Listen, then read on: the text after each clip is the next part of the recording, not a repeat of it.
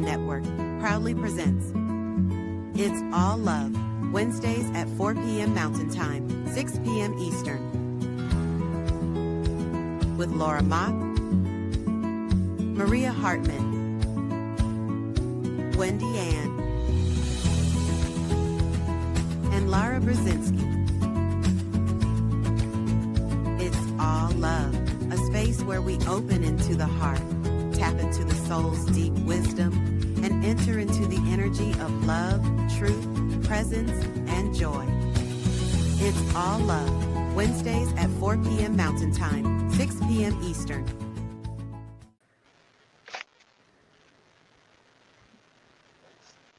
Hi, welcome everybody. Welcome to It's All Love, where we tap into the vibration of love and open up to the divine, heart to heart, soul to soul. Welcome to our little community. I'm Maria. Tonight with us are Wendy, Laura,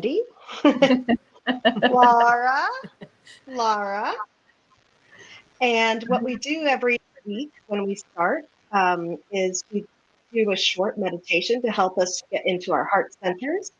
And then we just open it up and begin to have conversations. What's been going on with us? Maybe something that comes up during the meditation, wherever our hearts lead us. Tonight, our meditation will be led by our beautiful Wendy. So if you would like to join in, I invite you to get comfortable in your seats, lay down if you feel called, close your eyes, relax, whatever it is that makes you feel comfortable, and ready to drop into your heart. Without further ado, Wendy, can you lead us? Absolutely. So we're just going to start to find a comfortable position. It's the best way to begin. Sitting or lying down. And just allow yourself to settle. You may wish to close your eyes to settle further inward.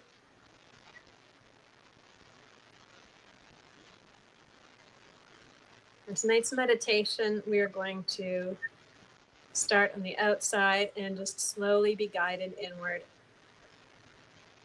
Gently. No rushing. Allow yourself to settle. We're going to start by letting the body begin to arrive. There is nothing to do right now. Nowhere to go. This moment is enough.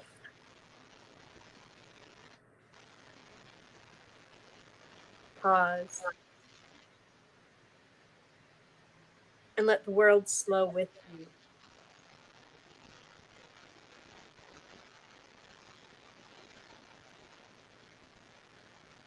I invite you to begin at the surface.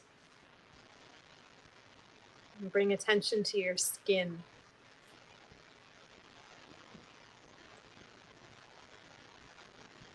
Your skin is the boundary between your inner world and the air around you. Feel the air touching your arms. The fabric resting on your shoulders. Maybe the warmth or the coolness of the air of the room on your cheeks.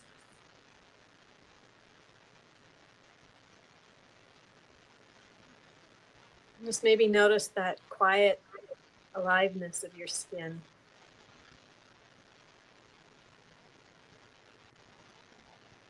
If there's any sensation or tingling or pulsing of warmth. And trace your awareness over the crown of your head,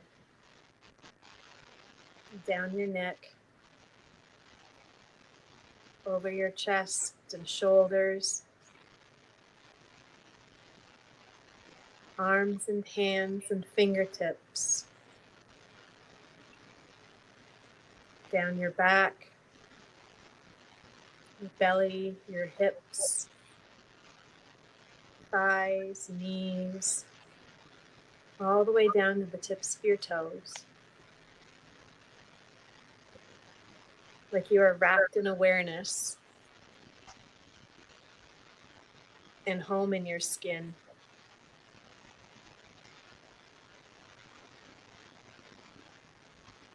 Now move slightly deeper beneath the skin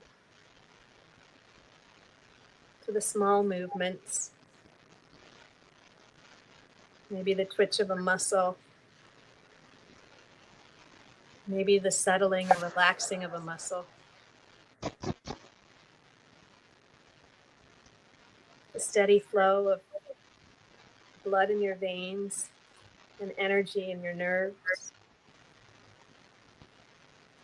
The currents beneath the surface. Those little movements that happen without effort.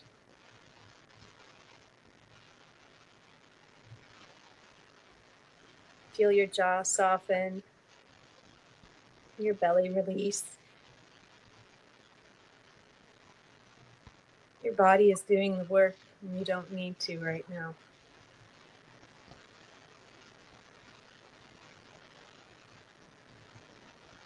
And go deeper still and become aware of the breath. And don't try to change it, just meet it. Deeper still in the body.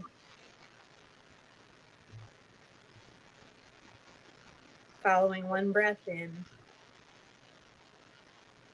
and one breath out.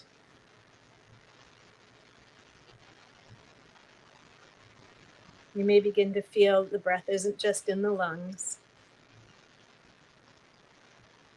maybe in the ribs, the spine,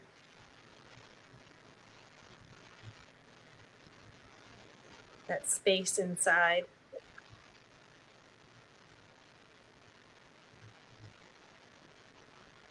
One more layer inward. Behind the breath is the heart.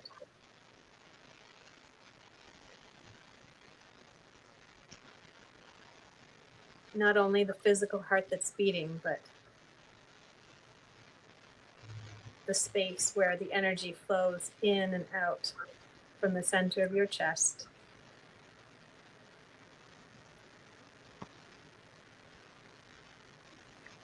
And just see if you can feel that space open.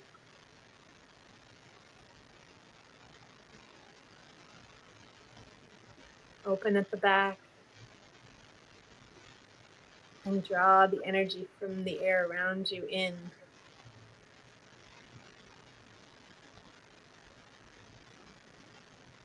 And as you draw that in, you can feel it release and expand out the front.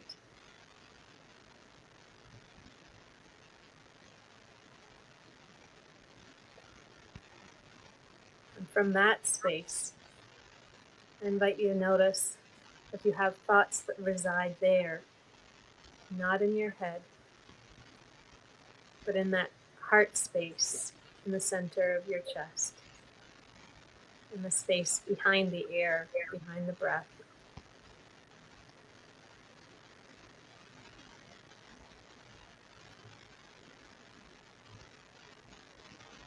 It's that deeper knowing that lives within your heart.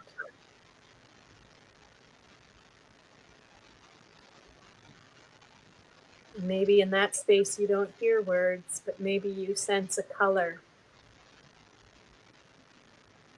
or a feeling.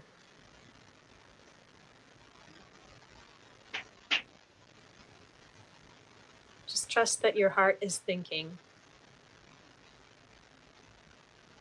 in its own language. And just stay here for a moment and tune into what your heart is thinking. Breathing with your heart and listening with your body.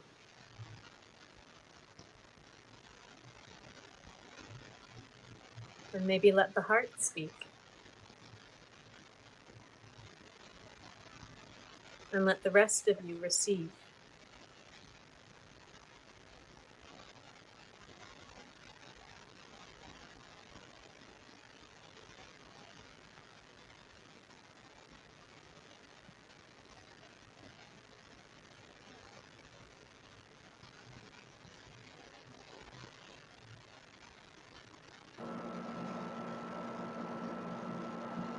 And just gently bring your awareness from that heart space back out through the breath. Maybe taking a deeper breath in and exhaling, and just gently opening your eyes whenever you feel yourself settling back into the outer layers of yourself.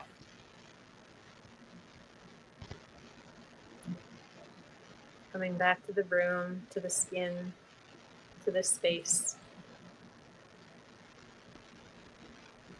and to our conversation.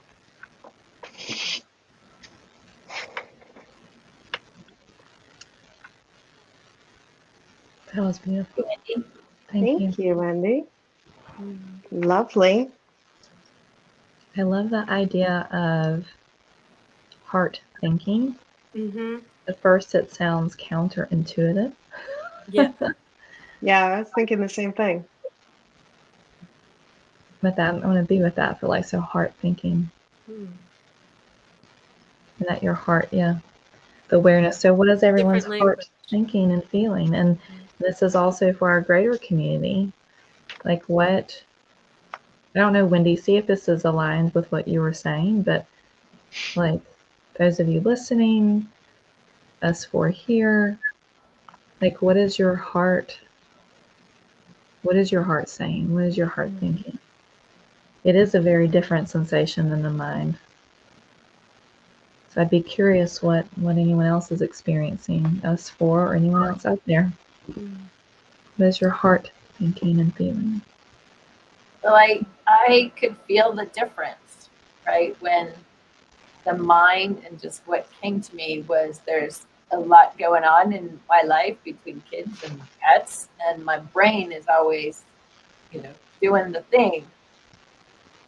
To drop into my heart, there's no question of what to do, where to be, right? It's all love. We can't help it. But it's true, because it's so true. But when you drop into that place, we'll talk about this in a little bit. But I was at this big decision, and when I got out of my head of analyzing the should, could, and just into my heart, what does my heart say? The option, the way forward was clear. And so then it wasn't the like, what should I do? It was, okay, how can I bring this forward? How can this come to fruition? It was a different energy. So instead of the, this, it doesn't feel good, it all of a sudden, oh, now it feels good. And it just opens up. And so ideas come. Love And it. it's vulnerability. There's a vulnerability to that that's powerful. Powerful. Well, and you're shifting your vibration from worry or fear or whatever it might be. You're shifting it. And when you shift it, you attract to you things that align with this shifted level, with this different level of vibration. Because it feels like the heart can't tell you those stories that your brain can. The heart's not worried about, keeping you safe and don't touch the hot stove and doing all these things. The heart energy is very different. And if we can try, so when I was coming up with the meditation, it's like, okay, just break it down step by step and start at the outside, but not up here. Try to spend as little time bringing attention to up here as you can, and just kind of go from the outside and not even spend a lot of time with the breath, and just kind of notice it, but then go in a little bit further and see if you can tune in to who knows. For me, it was a lot of color, and a lot of tactile sensations, and some nature imagery that brought me back to when I was a kid. And I was thinking back to how much I love meadows, and not just any meadow, but the ones at this time of year. Well, in Canada, anyways, not here yet, but the end of summer and how everything's just kind of turning. And so I spend a lot of time in that and remembering the scents and kind of even what my thoughts, the presence that I had as a child, and looking in this meadow. So it kind of brought me back into the feeling of it, and not into like, oh, what did I do? How old was I? It was just being in that moment. So I spent a little bit of time there, and it was really relaxing, nostalgic almost. But and that's the other thing that you brought up. When you drop into your heart, it brings you into the present. Right? Our brain is thinking about what happened back there and what am I doing later, and it's busy. But when you can drop into your heart, then you're fully present into this now moment. And that really is the only place that life happens, is in this now moment. Right. It's So true. powerful. Yeah, to just be present to right here, right now. Well, and when you said that, pay attention to what your heart is thinking, the only thing that came to me was just, and it's going to sound so cliche, but love and peace and presence. And that was it. And then there was just silence, like, which is interesting. Isn't that nice? It's a big change. Yeah, I know it is a big change, especially because at this time of year, we just have a lot going on. I've got lists, I've got moving kids away to college, there's a lot going on. Yeah, and so for just for a minute, I just felt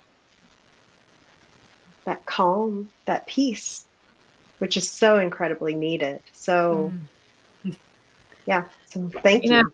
And it's so interesting to think about, like, I don't know about you all, but when there's something that has come up that's gotten my attention, or there may be a strong emotion, like maybe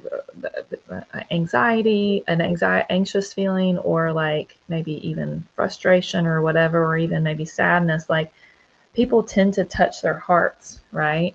And also, like, I don't know about you, but sometimes I can feel my heart. I mean, I hear my heart. And now I'm thinking about that a little differently. Like, I know there's a physiological response to like anxiety or like shock or different things like that, but how the heart, and it's like, oh, the heart's racing, or the heart is aching, or we go to that heart space.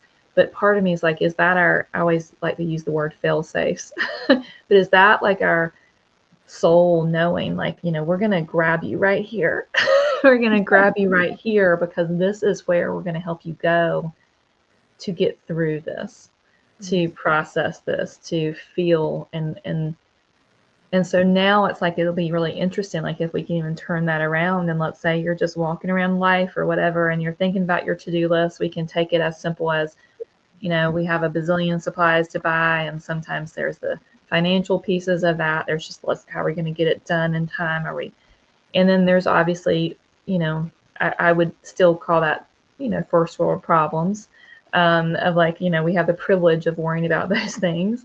And then there's bigger and greater and life altering things that can happen. And so it's now I'm thinking about that heart space, and I wonder if, when we have that, or we can talk to our guests about this, or like, what can we do in the moment to be authentic, and it's not spiritually bypassing anything, but also just honoring that space of like, your body is telling you to go to your heart. So what could we do in that moment to bring that attention there in a really healthy way? I don't know. It could be, I don't know. It could just, I'm just open-ended question. Like, what I'm thinking about, what would help me? I know my body is telling me to go there. So in that moment, what could be helpful? What could be helpful versus reacting immediately, This is where the power of the pause has a greater, wider, deeper meaning than when that phrase originally came about. But it's pausing our thinking, right? It's pausing our thinking, and just as Wendy was saying, and we did this before, just taking a couple of deep breaths, and then when you do put your hand on your heart, and you're shifting your attention out of that crazy brain to, okay, I'm going to focus on the body.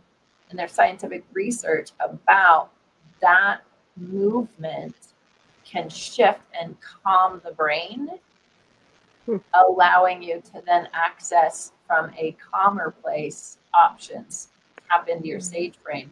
And I love it. I didn't realize for the longest time how powerful it is to just pause and take a slow, deep breath and put all your attention on the breath.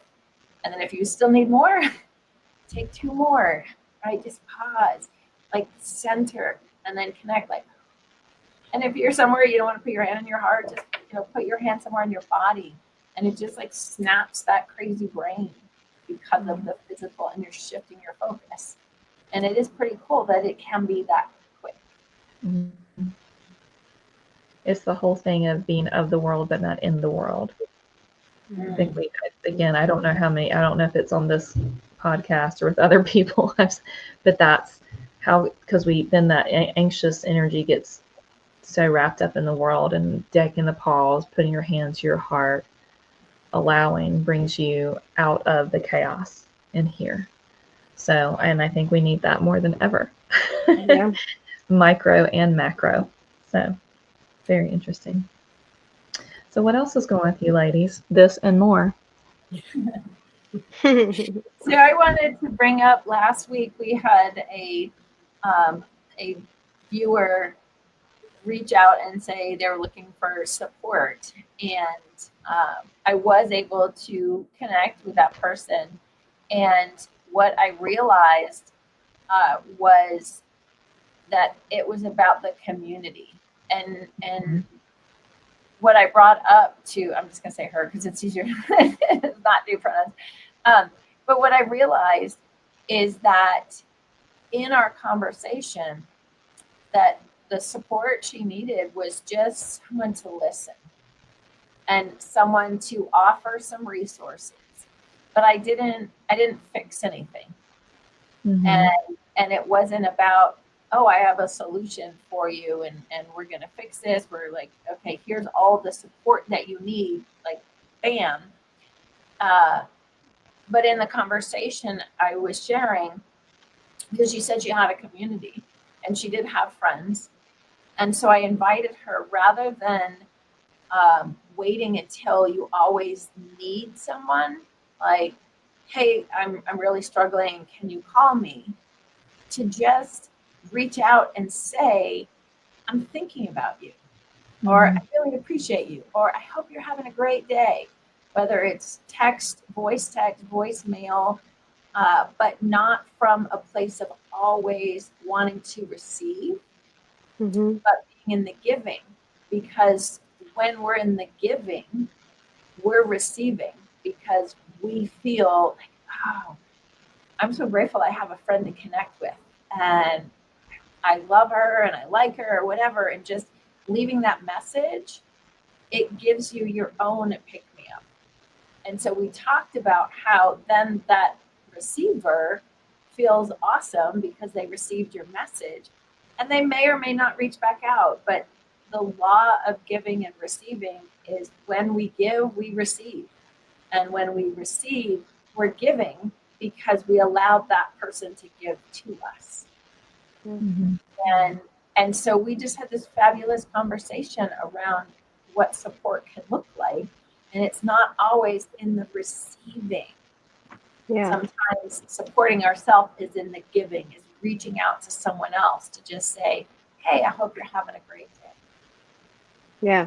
I have made a conscious effort. Now, I'm not saying that I always do it, but I've made a conscious effort to do that more often. Like when somebody, because I think of people all the time, like people pop into my thoughts, something pops into my thoughts that makes me think of somebody.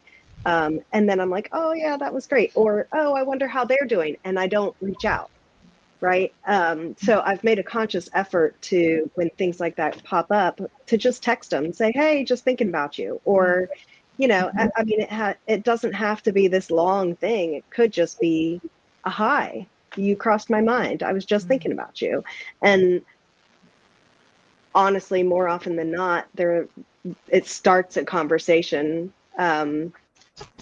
because like it feels good to be thought of, Yes. for them too, that, and it usually happens to be when they need to hear it. So it's been pretty cool. It's been pretty amazing, actually.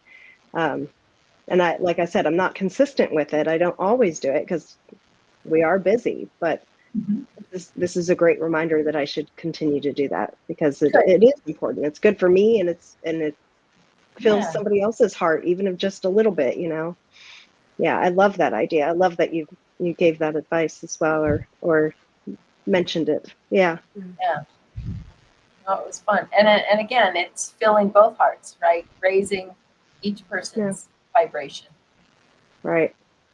Yeah.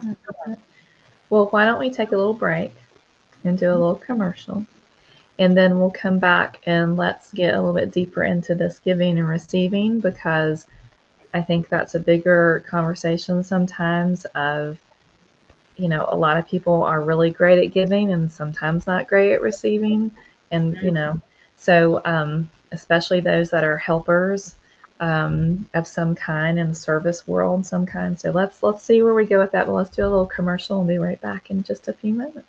Please help us say thank you to our organizational sponsors, including the Hefferland Foundation, Affiliated New Thought Network, International New Thought Alliance, Science of Mind Archives and Library Foundation, Center for Spiritual Living Denver, Center for Spiritual Living Midtown, New Thought Philadelphia, Planned Happiness Institute, Summit Center for Spiritual Living, One Heart Retreats, Center for Spiritual Living on the Lake, Unity Kitchener, Unity Spiritual Center Ottawa, Om Center for Spiritual Living, Satya Center, Begin Within Ministries, Center for Spiritual Living North Jersey, Unity of Savannah, and the Center for Spiritual Living Seattle,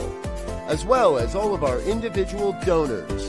Thank you for being part of the New Thought Media Network. Please like, share, and subscribe. New Thought Media Network, positively inspiring. All right, we are back.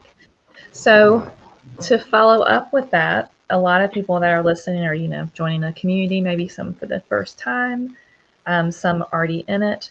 A lot of people, again, there may be a lot of people like us. We're all here to help and to serve others, and sometimes a very spiritual and deeper healing modalities. And I think sometimes, there's several of us here that have been teachers, and I think it can be very hard to get comfortable with receiving if you are so attuned to giving, and if you were also raised in a household that, or different belief systems. I think there's a lot of different belief systems that believe deeply, sometimes even painful sacrifice is to prove your worth. And so that kind of gives that message of, keep giving until you fall over. And I think that is where a lot of illness comes from and a lot of pain. And so I just want to open that conversation up to you all and others and see where is, I would be curious, your personal journeys with that, or other people's journeys of getting used to understanding is sacred to receive just as much as it is to give. And so I'm curious what you all are thinking. I will share to start it off. When I was in my, let's see, do I want to age how much do I want to age myself right now? after I had a child, I had my 23-year-old at the time was 4 years old. My father was going through a pretty significant illness, pretty new diagnosis. And long story short, had a surgery that was supposed to help a lot, and it ended up unfortunately doing quite the opposite and create a lot of things. And so my son was in preschool at the time. My husband had a full-time job. This was when I was trying to figure out my life too, stay-at-home mom. I quit teaching, but then what am I gonna? I'm very grateful I wasn't working full-time at that point. But I remember here I had this sweet little boy in preschool. I've got an hour away family that is going through a lot, and it was the first time I was literally forced, because I loved my kid probably at that time more than myself. And so I really wanted my kid to be okay. So I reached out. I remember how unbelievably uncomfortable it was for me to ask for help. Like almost like painful, like talking about chest, like, oh, but it was the situation that forced me to ask for help. And I remember kind of what Laura was saying earlier. I think people were honored that I asked for help, and they saw a side of me that they maybe had not seen before. And I did try to make sure I was balancing it. I remember feeling that way, but it was a catalyst point for me, a pivotal point to where I am worthy of asking for help when I need it. And it's not a sign of weakness, it's a sign of strength. So it's still to this day a huge moment in my life. And I think more times than not, I'm pretty okay with it. So I'd be curious what you all think and feel about that, or just your own experiences in that. I'm just going to chime in quickly. I was raised in a Christian environment. It's better to give than to receive. Correct. Yes. Mm-hmm. So that was also the programming, and yeah, and that we're not supposed to receive. Don't. But then but people are given what you get. Like then Somebody's getting what you're something. given. So much And I given know and what not they meant, Laura. Like I Yeah. know they were talking about gratitude and giving. Just what we're talking about, thinking of you. If you're having a hard day, text somebody too. How are you doing? Because Ken and I were on head and getting here, and I get it, but I think it just got misunderstood, and then it is societal programming in some ways, and then sometimes it can feel like the other extreme. And so where we are in that. But yeah, I think that's really important to talk about. Well, and I mean, we're all women and we're all mothers, and I definitely see that with mothers, myself included, especially when your kids are young. It's like you put everything about yourself aside, and everything becomes about your children. And there's just a little sliver of you remaining a lot of the time. Not everybody does that, I guess, but a lot of people do to some extent or another. And you're kind of, I mean, I was taught, my mother was a stay-at-home mom, and I mean, she gave everything to us. And yeah, I think a lot of people are just, that's what's modeled, that's what's expected, that's what society expects of you. And it is exhausting. And how many times I've had many friends, and me included, like or even my mom, like every year just before Christmas she would get sick, like so sick that she could not get out of bed. But it was because she was doing everything. She was doing all the gift shopping, she was doing all the preparing for the food, she was doing everything, and she just hit a wall. And I've watched as friend after friend after friend gives, says yes, yes, yes, yes to everything, doing everything because a part of their heart wants them to. The other part feels like they have to. And so they overgive everywhere and don't refuel, don't recharge in any way, and just hit a wall and get sick, and they're out for a week, or however long they allow themselves to be out sometimes. Yeah. And resentment. And then resentment will build. And then resentment. You Yes. Give. Where else is it going to go? So it's natural for resentment to be like, I'm doing everything and nobody, but we've also created that for ourselves in a way, Yeah. because we're being good little soldiers. Yeah. And Wendy, I know you talked, I mean, we've talked, back when I first met you, Yeah. we were having these conversations about, can you receive love? Can you receive support? Still working on it, but I think you're doing pretty well with that. I'm leaps and bounds from where I began. I had spent so much time orienting myself to others that when I did have to try and orient to myself and my own needs, they were so foreign to me that I pretty much couldn't even recognize them, and I was having panic attacks all the time. To even think about being in my own body and ask myself for what I want or what I need or what feels safe to me, it was such a non-default that I would just shake and panic, and it took a lot of, I had to ask for help because I had no choice. But that's kind of what started the healing journey as well. But that I had to start advocating for myself because I kept trying to explain to doctors that this is what it is, but then you get diagnosed with disordered thinking, and it's not that at all. It was just I feel like it was disoriented, just disorienting myself externally. And so when I did land inside, it was just, whoa, what's going on in here? We're not used to being in here. We got to go back out. And so it was just, it initiated the fight flight response in kind of the extreme ways. But so that's why a lot of my meditations and a lot of the things I do are focused on returning to presence and returning inward, and that safety that can be found within, because I had to fight. I had to fight really hard to get back in there. And sometimes that's the first step before you can even think about feeling love. It's like, well, can I just be safe to just be in here and find a way to anchor within? And if that's the first step, then congratulations. You've taken one step inwards, and how does that feel? Okay, that's the next thing. And then the more time you spend within, then you can start asking yourself those bigger questions. What do I need? What do I want? What do I like? Where do I want to go? What do I want to do?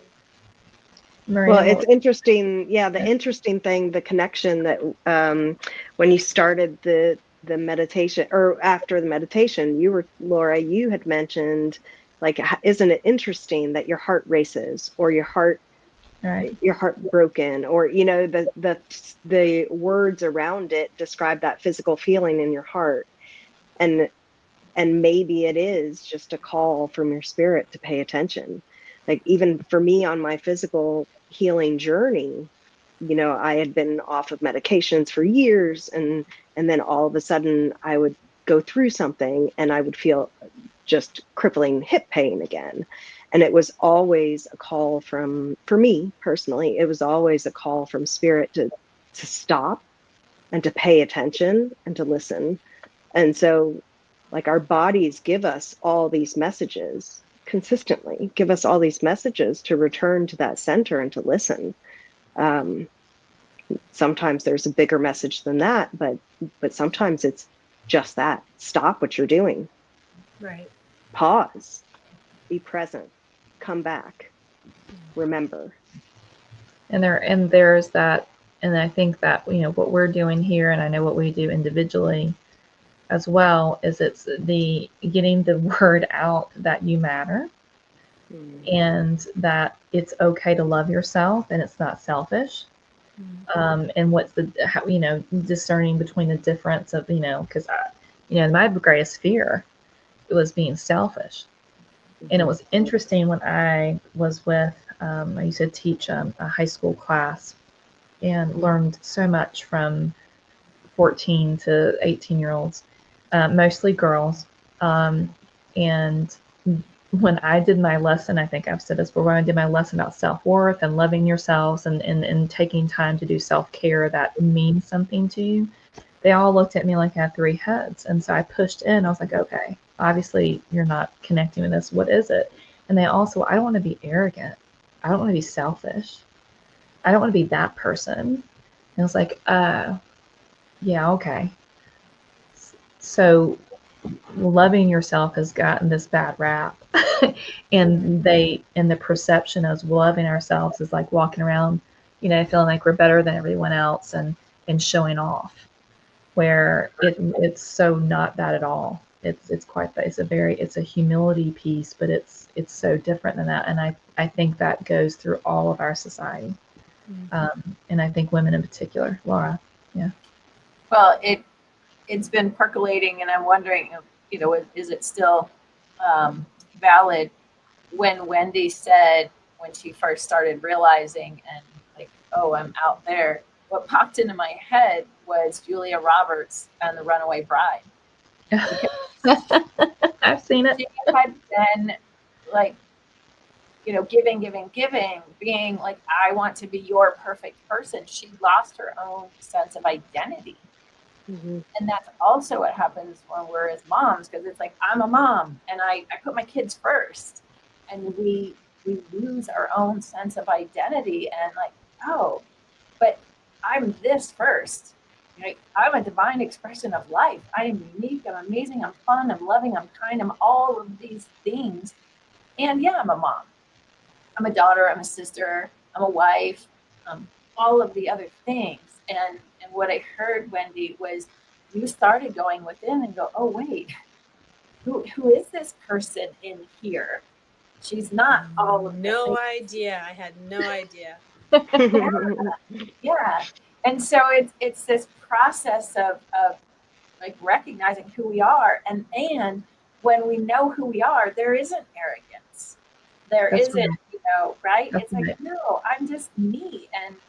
And giving ourselves permission. It is okay to be me. It is okay to put me first. And it goes back to it because it's the simplest example. We can't give to others if we don't put the oxygen mask on ourselves first. And like the airlines have been teaching us for years, right? You put it on your kid and you pass out. What's your kid gonna do? But it goes to the core of the message. Take care of yourself, get enough rest, eat, the right foods, drink enough water, take time out to just sit and chill, because then you do recharge, then you do have enough to do all of the things to take And ask for help. and Ask for help. And begin to know you're worthy to have a community around you. If it's not your family, ask for help. I remember Oprah years ago had this panel on, and it became a huge controversy, and it was really interesting. I remember just kind of observing. I don't know if I probably was a young mother, and it was a mother saying, I give to myself before I give to my children. And she was really talking about more energy, and it was definitely, she was really in the kind of more, you could tell her language was a little more spiritual. And mothers were outraged in the audience and said, you are such a selfish mom. How dare you? And Oprah was like, whoa. Let's listen to what this is and maybe what it's not, what the assumptions are, what it's not. And I would be curious what that conversation would be like now, especially with these mothers that are in their 20s and 30s versus maybe our generation, because I think they're beginning to understand that their moms were exhausted and lost themselves and had depression and anxiety. And you can be a really great mom, and give to yourself. And then think about the authentic presence you're being, and it's okay to take a break too. I just think these things are the conversations that we need to start having, because it is spiritual, it is love, it's I don't know, I will never forget that. How mad. And they were just attacking this mom, and they kept hearing, I don't love my children. Like, if I love myself, then I'm not loving my children. My children should come first. And it's not it's not a competition. Either or. Yeah. Yeah. It's not Like, either or. do you That's like want asking somebody who your favorite child, which child do you love best? Well, I love them all. So you Yeah. have enough love, it just expands. You have enough love for all your children. Why wouldn't you have enough for yourself too? Yeah. It's just reversing that. It's reversing it and having that. And it like what Wendy was saying, it's so foreign. It's for so many. ingrained. It It's was so ingrained in foreign so for many me people. that for me to be able to factor myself in to how I felt about something, I actually had to qualify it towards my children. So if I'm trying to think of the exact example, but I had to ask myself, is this what the advice, is this what I would tell my daughter? And of course, that's not what I would tell her to do. I wouldn't tell her to do whatever it was I was expecting of myself. And then I when I was realizing that I was doing that, and I was like, am I so far away from myself that I am not even qualifying myself on the same level as them? And to be selfish is not to. We keep thinking when we're thinking of ourselves that we're putting ourselves in some kind of hierarchy, but it's not to be above. It's just to be on the same level as. I'm not trying to, say but I was thinking like down here. I put my children here, and then for me to even consider myself, I would have to run it through my brain as to what advice would I tell my children, and then that's what I should probably be telling myself. So I've stopped doing that. I don't qualify my own actions or my own thoughts through what I would even tell them. I mean, that's a good step in between though, because going It from was how you important. treat your children and how you would speak to yourself, that could be a big leap, and was a big leap, right? As you're Yeah. saying. So I think that's a great step to say, would I treat somebody else like this? Would I say this to somebody else? And if not, why on earth would I say it to myself? Why on earth would I do that to me? Why on earth would I expect myself to do those things? Right. Yeah. Yeah, I looked up the suffix for selfish once. I was thinking about that word selfish, and I looked it up, and the suffix ish, it has a few meanings, but one of them is also belonging to. Like if you're British or Irish or Scottish, means you're belonging to Ireland, you're belonging. And so if in that case, if you're thinking of the word selfish, it's just belonging to the self, belonging to yourself. It's not. Oh wow, That's beautiful. You're not putting yourself, othering yourself or othering everybody else. It's just, you're just belonging to yourself. You're not putting yourself above anybody else. So. And if we circle, I was going to say, if we circle back to the giving and receiving, right? When we are giving to ourselves, we are receiving, right? When we give ourselves the time to make a healthy meal, and we give ourselves the time to eat it, then our body's receiving the nutrients that we need to have the energy later. So, I mean, it's simply, if we go back to our breath, we are designed to give and receive. That's right. Every breath we're giving out, and the plants and the trees are like, yes, I need your carbon dioxide, and we're like, yes, I need your oxygen. So it's interesting. Wait, if I give to myself, then I'm also receiving, and in that flow, like the tides going in and out, I have the energy, I have the patience, I have the awareness, whatever it is, for them. And then the other thing, one of you had said it about modeling. What are we modeling? Because when we aren't taking care of ourselves, we're also modeling lack of self-respect. Yeah. We're not respecting ourselves. And then parents wonder why their kids don't respect them. Well, I'm not respecting me by putting up boundaries. I need to go take a nap. You go play, you figure that out, or asking for help, right? That it's all in there. And I love it that, I mean, it's taken a while, but a lot of more women moms are waking up to say, oh, wait a second.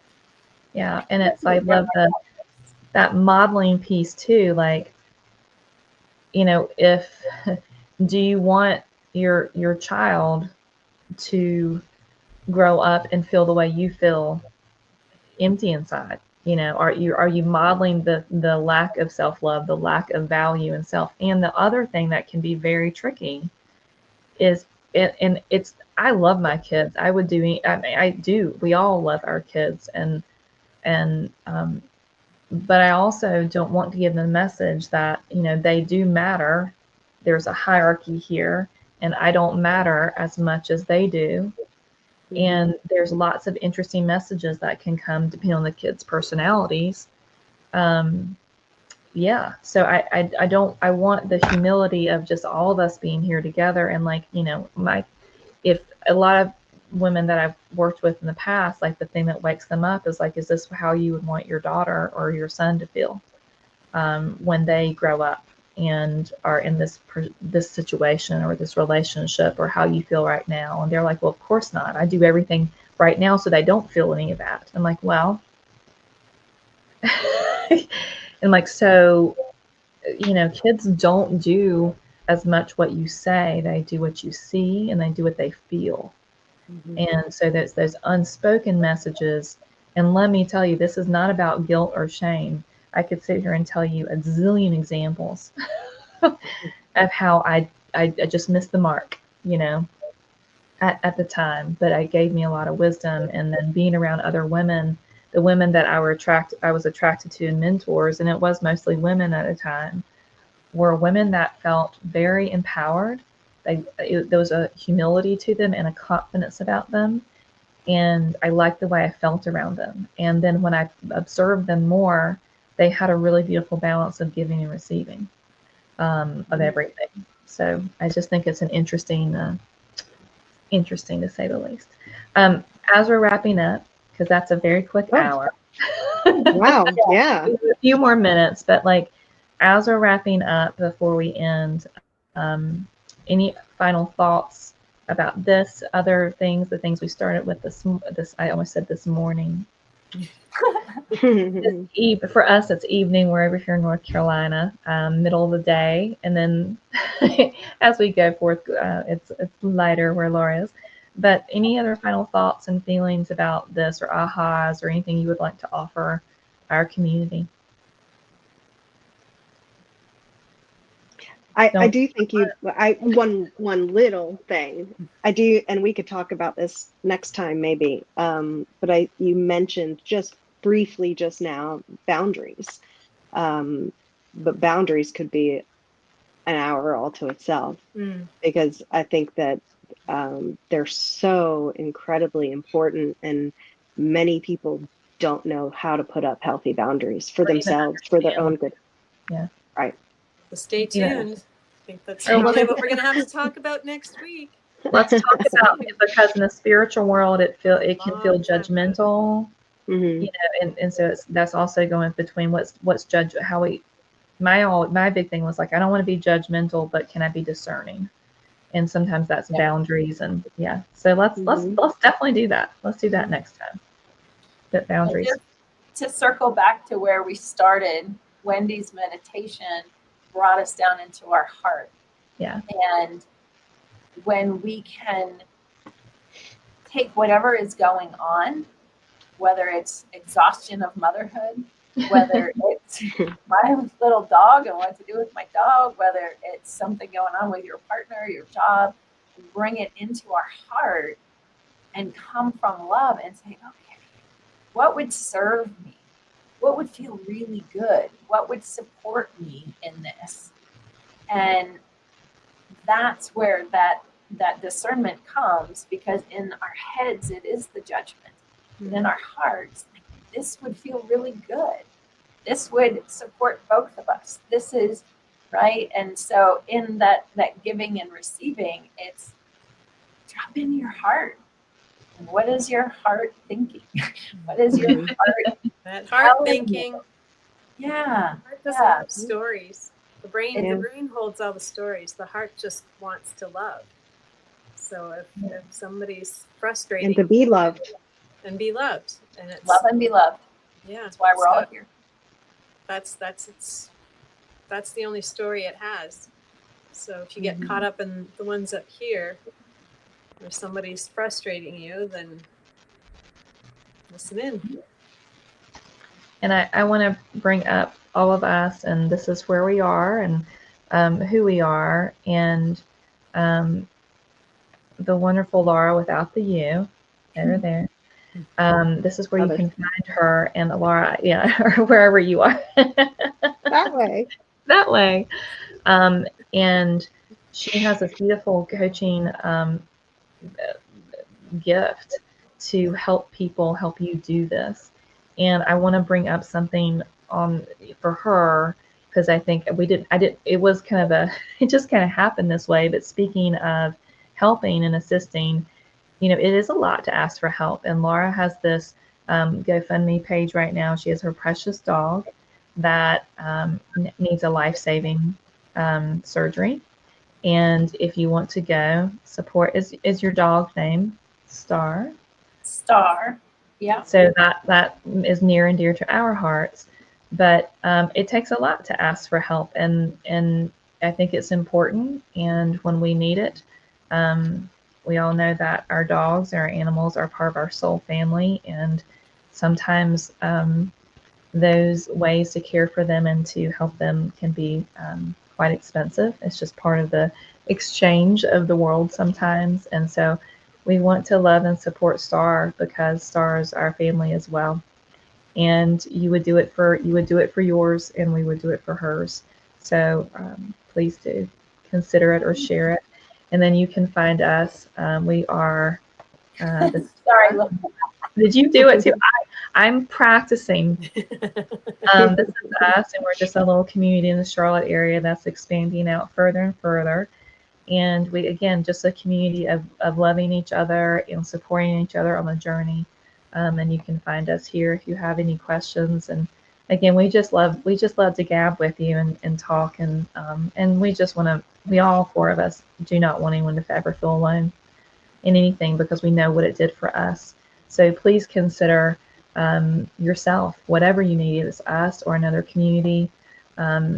Reach out, know that you're worthy, you're valuable, you're worthy of learning and growing, you're worthy of loving yourself. That is just a fact. So anything else before we end, ladies? Anything I've forgotten, please tell me. Just a refresher for anyone who wasn't here in the very beginning, we were talking about the law of giving and receiving. And if you think of somebody, they pop into your head, send them a text, send them a voicemail, right? And you will also receive just from that simple act. And that is how you strengthen your own personal community, is by reaching out. I remember hearing as a kid, if you want to have a friend, be a friend. It's absolutely true. But it also fills your heart. And if you, and there we go. We'll end with that, with the look behind me here. Thank you. You know where to find us. We'll be here next Wednesday. It's 4 p.m. out Central, I believe. 6 Mountain time. Mountain time, excuse me. Mountain time. I feel like I should say that more Southern. And 6 p.m. out here on the East Coast. We'll be here next week, and let's talk about those spiritual boundaries and what that means and what it doesn't. So much love, everyone. Take care. Please help us say thank you to our organizational sponsors, including the Hefferland Foundation, Affiliated New Thought Network, International New Thought Alliance, Science of Mind Archives and Library Foundation, Center for Spiritual Living Denver, Center for Spiritual Living Midtown, New Thought Philadelphia, Planned Happiness Institute, Summit Center for Spiritual Living, One Heart Retreats, Center for Spiritual Living on the Lake, Unity Kitchener, Unity Spiritual Center Ottawa, Om Center for Spiritual Living, Satya Center, Begin Within Ministries, Center for Spiritual Living North Jersey, Unity of Savannah, and the Center for Spiritual Living Seattle, as well as all of our individual donors. Thank you for being part of the New Thought Media Network. Please like, share, and subscribe. New Thought Media Network, positively inspiring.